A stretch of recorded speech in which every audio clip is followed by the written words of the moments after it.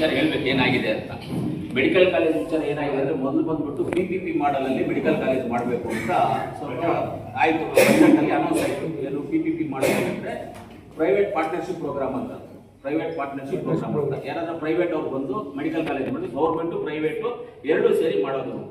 ಅದು ಕೆಲವೊಂದು ಆಪೋಸಿಷನ್ ಅವರು ಆರೋಪಗಳು ಮಾಡಿದ್ರು. ಏನು ಆರೋಪಗಳು ಮಾಡಿದ್ರು ಅಂದರೆ ವಕೀಲ್ ಮಂಜು ಅವರು ಬೈತು ಸುರೇಶ್ ಅಣ್ಣ ಅವರು ಇಬ್ಬರು ಸೇರಿ ಮಾಡ್ಕೊಳ್ಳೋದಕ್ಕೆ ಪ್ಲಾನ್ ಮಾಡ್ತಾ ಇದ್ದಾರೆ. ಇವರು ಮಾಡ್ಕೊಳ್ಳೋದೇ ದೊಡ್ಡ ವಿಷಯ ಅಲ್ಲ. ಅವ್ರು ಹೇಳಿದ್ರು ಮಾಡ್ತಾ ಇದ್ದೀವಿ, ಹೇಳದೇ ಇದ್ರು ಮಾಡ್ತಾ ಇದ್ದೀವಿ. ನಾವು ಬೇಕಾದ್ರೆ ಮಾಡಬೇಕು ಅಂದ್ರೆ ಮಾಡ್ಕೊಳ್ತಾ ಇದ್ದೀವಿ. ನಾವೇ PPP ಮಾಡಲಲ್ಲಿ ಏನೊಂದು 5 ಕೋಟಿ ದುಡ್ಡು ಹಾಕಬೇಕು, ಹಾಕ್ಬಿಟ್ಟು ಮಾಡೋದೇ ದೊಡ್ಡ ವಿಚಾರ ಏನಾಗಿರಲಿಲ್ಲ, ಮಾಡ್ಕೊಳ್ತಾ ಇದ್ವಿ ನಾವು. ಆದರೆ ನಮಗೆ ಒಂದು ಮಾತ್ರ ತಿಳ್ಕೋಬೇಕು, ನನಗೆ ರಿಯಲ್ ಎಸ್ಟೇಟ್ ಬಗ್ಗೆ ಐಡಿಯಾ ಇದೆ. ನಾನು ಅದರಲ್ಲೇ ಹೋಗ್ಬೇಕು. ಒಂದು ಮೆಕ್ಯಾನಿಕ್ಗೆ ಒಬ್ಬರು ಐಡಿಯಾ ಇರುತ್ತೆ, ಗಾಡಿ ರಿಪೇರಿ ಮಾಡೋದು. ಅವ್ರು ಗಾಡಿನೇ ರಿಪೇರಿ ಮಾಡಬೇಕು. ನಾನು ಮಾಡೋಕ್ಕೆ ಹೋದ್ರೆ ಹೆಚ್ಚು ಕಮ್ಮಿ ಆಗ್ಬಿಡ್ತಾರೆ.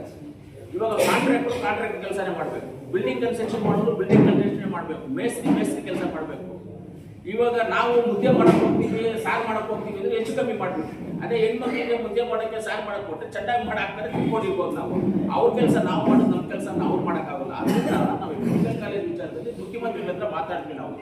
ನಾನು ನಜೀರಣ್ಣ, ಸುರೇಶಣ್ಣ, ಅನಿಲಣ್ಣ ಅವರು ನಾವೆಲ್ಲ ಹೋಗಿ ಮಾತಾಡಿದಾಗ ನಮಗೆ ಈ ಮೆಡಿಕಲ್ ಕಾಲೇಜ್ ವಿಚಾರದಲ್ಲಿ ಚಿಂತಾಮಣಿ ಸುಧಾಕರ್ ಆಗ್ಬೋದು, ಕೃಷ್ಣ ಬೈರೇಗೌಡರು ನಮ್ಗೆ ಫುಲ್ ಸಪೋರ್ಟ್ ಆಗಿದೆ. ಮಾತಾಡಿಗೆ ಆ ಥರ ನಿಮ್ಮ ಮೇಲೆ ಆರೋಪಗಳು ಬರೋಂಗಿದ್ರೆ ಬೇಡ ಬಿಡೋಣ, ಗೌರ್ಮೆಂಟ್ ಮೆಡಿಕಲ್ ಕಾಲೇಜ್ ಮಾಡ್ಕೊಡೋಣ, ನೆಕ್ಸ್ಟ್ ಬಜೆಟಲ್ಲಿ ಅನೌನ್ಸ್ ಮಾಡ್ಬೋದು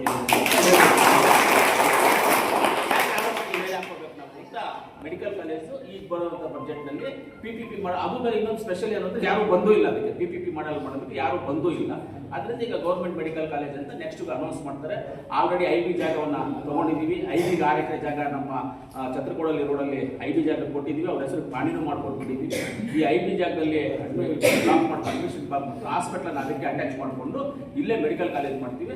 ಆಮೇಲೆ ಇನ್ನೊಂದು ಜಾಗದಲ್ಲಿ ಹಾಸ್ಟೆಲ್ಸು ಇಂಥದಕ್ಕೆಲ್ಲ ಬೇರೆ ಜಾಗದಲ್ಲಿ ಜಾಗ ನೋಡಿದ್ದೀವಿ. ಅಲ್ಲಿ ಆ ಜಾಗ ಕೊಟ್ಟು ಮಾಡ್ಕೊಂಡು ಅಂತಿದ್ದೀವಿ.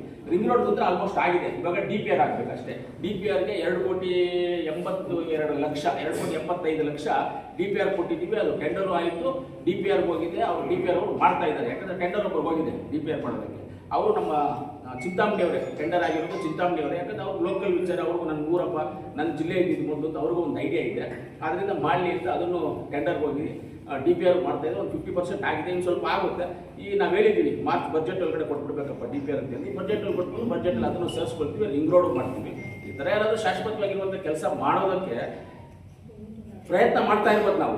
ಅದಕ್ಕೆ ಸಪೋರ್ಟ್ ಆಗಿ ಸುರೇಶ್ ಅಣ್ಣ ಅವ್ರು ಆಗ್ಬೋದು, ನಮ್ಮ ಸುಧಾಕರಣ್ಣ ಆಗ್ಬೋದು, ಕೃಷ್ಣ ಬೈರೇಗೌಡರು, ಅನಿಲಣ್ಣ ಅವರು, ನಜೀರಣ್ಣ ಅವರು ಇವರೆಲ್ಲ ಸಪೋರ್ಟ್ ಆಗಿರ್ಬೋದು. ಆದರೆ ಅದನ್ನು ಬಲ ತುಂಬ್ತಾ ಇರೋರು ನೀವೇ, ನಮ್ಮ ಲೀಡರ್ಸೇ ಬಲ ತುಂಬ್ತಾ ಇರೋದು. ಆಗ್ತಾ ಇರ್ತೀವಿ, ಖಂಡಿತವಾಗ್ಲೂ ಮಾಡ್ತೀವಿ. ಯಾಕಂದರೆ ಇವರು ಮೆಡಿಕಲ್ ಕಾಲೇಜಿನ ವಿಚಾರ ಬಂದಾಗ ಅದು ಏನಿದೆ ಅನ್ನೋದು ಹೇಳ್ಬೇಕಲ್ಲ. ಯಾಕೆ ಇನ್ನೂ ಆಗಿಲ್ಲ ಅಂತ ಕೇಳ್ಬೋದು. ಈ ವಿಚಾರವಾಗಿ ಇನ್ನೂ ಸ್ಟಾರ್ಟ್ ಮಾಡೋಕ್ಕಾಗಿಲ್ಲ. ನೆಕ್ಸ್ಟ್ ಬಜೆಟಲ್ಲಿ ಆಗುತ್ತೆ, ಇಮಿಡಿಯೇಟ್ ಮಾಡ್ತೀವಿ ಅಂತ ಹೇಳ್ತಾ ನನ್ನ ಮಾತು.